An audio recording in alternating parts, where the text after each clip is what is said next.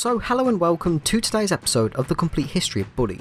Today I'll be going over Bully's 10th anniversary, both the actual 10th anniversary and of course Bully Anniversary Edition, which released on iOS and Android. So consider this a bit of a two-in-one kind of video, but before we get on to that, we're going to go all the way back to 2008 and just slightly cover Rockstar's history of mobile first to sort of set the scene. So after the release of Bully Scholarship Edition in 2008, now Bully was all finally wrapped up and completed. There were never any plans for any DLC or anything like it, so Rockstar and their studios just went to work on all kinds of different projects. GTA 4, episodes from Liberty City, Red Dead Redemption, Max Payne, etc. And Bully just faded away naturally, I guess you can say. People moved on to all kinds of other more popular stuff, GTA 4, Call of Duty, Bioshock, whatever. And this was to be expected because Bully at the time was just a single title. It had a small dedicated fan base, but at the time, that was it really. Now, in 2011, Rockstar started to experiment with the mobile gaming market, which recently blew up in popularity with games like Angry Birds, Fruit Ninja, Cut the Rope, etc., really blowing up the mobile gaming market. And of course, Rockstar wanted their slice, so when it came to Grand Theft Auto 3's 10th anniversary, they opted to release a celebratory port of it onto mobile devices, which would be handled by a studio known as Wardrum Studios, better known today as Grove Street Games. Since Rockstar themselves had very little, if any, experience with this brand new smartphone technology, GTA 3 released to many people's surprise at the time. People were expecting a possible remaster on the PlayStation 3 and Xbox 360, not these mobile devices. But when it released, many people loved it and it got mostly positive reviews. At the time there wasn't much speculation, or any really, of them doing anything with Bully.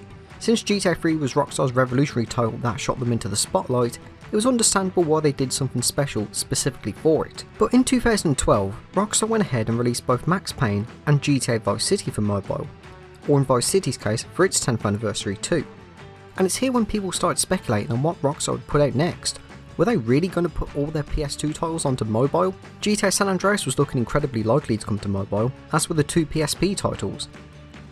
But would the likes of Manhunt, Max Payne 2 or Bully see a mobile release? Now Bully, alongside many GTA titles at the time, did see their first re-release on the PlayStation 3 to many fans' enjoyment, but these were just the original PS2 titles, and that's it really. It wasn't Scholarship Edition or any kind of remasters, but it was something positive at least, and showed that Rockstar didn't really forget Bully, or Manhunt, or the Warriors. Now the years come and go and Bully doesn't get any kind of hint it was coming to mobile, even though Rockstar did release a few other games, namely some more GTAs like San Andreas and Chinatown Wars. But speculation started picking up again in 2016, because 2016 would be the 10th anniversary of Bully. Also the fact that 2016 marked over 3 years since GTA 5's release, or 5 years since they actually announced anything new at this point. So there was some speculation if Rockstar were waiting for 2016, Bully's 10th anniversary comes around, we're making Bully 2. Some fans were expecting maybe another mobile remaster, or preferably both, Bully 2 and a mobile remaster, best of both worlds. But some people were not expecting anything really, maybe a congratulatory tweet honouring Bully's 10th anniversary, but yeah. So October rolls around and Bully fans start getting a bit excited. However, on Bully's 10th anniversary, Rockstar did put out a massive announcement. There was a sequel coming. But no, this sequel wasn't for Bully, it was for the first Red Dead Redemption, which really annoyed many Bully fans, because of the fact it was announced dead on Bully's 10th anniversary.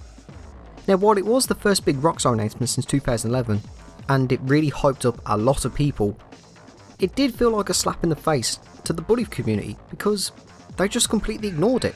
So hype for this brand new Red Dead entry was in full swing, and Bully fans just sat back and twiddled their thumbs. To many, it was the end. Bully would be joining the likes of Midnight Club and Manhunt in the Forgotten Games bin. However, a few months later, in December, on December 8th to be exact, completely out of the blue, Rockstar announced that in honour of Bully's 10th anniversary, they would be releasing another remaster of the game for iOS and Android, much like the GTA series got, which included enhanced graphics for the models, adapted for mobile and the usual stuff really. The trailer was done in a very unique way as it focused heavily on the comic style artwork Bully has, as a bit of background with Gary introducing the various clicks again. Now one thing the fans noticed in the trailer that was really unusual was the soundtrack used. It was not a part of the game's soundtrack at all. It didn't exist in the game files and certainly wasn't a part of the official soundtrack release. This was a completely brand new track. So fans wondered if this was going to be Bully 2 hints, or maybe Sean Lee was going to be working Rockstar again and maybe Sean would be composing for Red Dead 2. I mean, he didn't, but it was a valid question that still remains unanswered to this day. Now, Anniversary Edition was going to be largely the same as Scholarship Edition, but with some changes here and there. For example, the UI was completely overhauled. All HUD elements were remastered to be more colourful and upscaled. The map became much sharper too, and there was support for the Rockstar Social Club, which allowed cross-saves if you bought the game on iOS and Android. Scholarship Edition's 2-player multiplayer returned, but this time instead of being local multiplayer, you challenge your friends to the classes online, as long as you had their Social Club ID. However, a bit like how Scholarship Edition was a bit of a downgrade initially, Anniversary Edition brought some exclusive bugs. These being, rats were completely removed entirely from free mode, excluding some certain missions. Cars would no longer be damaged at all, meaning errands involving smashing them up were cut completely, and the go-kart was nerfed so you couldn't run people over anymore. Now, Bully Anniversary Edition, much like its predecessors, did receive mostly positive reviews across the board. But one of the biggest criticisms the game got was in the graphics department. Many people weren't really fond of the new graphics, citing they ruined the visuals completely from the PlayStation 2, which went from being this drab, cold looking place to something colourful with maxed out in saturation. Also, side note, unofficially, Bully Anniversary Edition was released on the PlayStation Vita in 2021 by modders. This version for PS Vita removed touch controls completely by default by auto-configuring the PS Vita's controller to make it seem like it's a native Vita game. It was reportedly accomplished by loading Android's ARM v7 executable into memory. Anyway, other than that, in late December 2016, Rockstar themselves seemed to be getting really back into the Bully mood again, instead of hyping up this new Red Dead game, to many fans' hopes and excitement. A week after Bully Anniversary Edition released on mobile, they announced that Bully was just being re-released on Xbox One via backwards compatibility, and very shortly after Christmas, they announced a very rare Bully themed iPad Pro with a custom Apple Pencil, and it was held in the same way the contests from 2006 were. It was a name of the draw kind of thing, you know, you put your email in and if you won, Rockstar emailed you back and whatever. This contest ran until very early January and the winners were completely unknown, probably for data protection reasons. But here's the thing, in early 2017 Rockstar continued this Bully celebration of sorts. They even tweeted fan art and custom Bully themed GTA Online races. And in February, they released some official Bully merchandise on their warehouse. Something that was weird because Bully, well, it wasn't Rockstar's newest release, but they were putting out merch for it. This merch that Rockstar offered was just their usual stuff from their collection, you know, specialised t-shirts, but also hats, iPhone cases for the iPhone 6 to the 7 Plus, a slightly altered dodgeball from the Bully Special Edition, and some posters. Now this wasn't a sequel, but many fans were extremely happy about seeing Bully getting remembered and celebrated after getting shafted so hard by Rockstar during their actual 10th anniversary. Fans were still hoping this was Rockstar's way of subtly advertising a possible Bully sequel, because this is how Rockstar did Red Dead Redemption 2.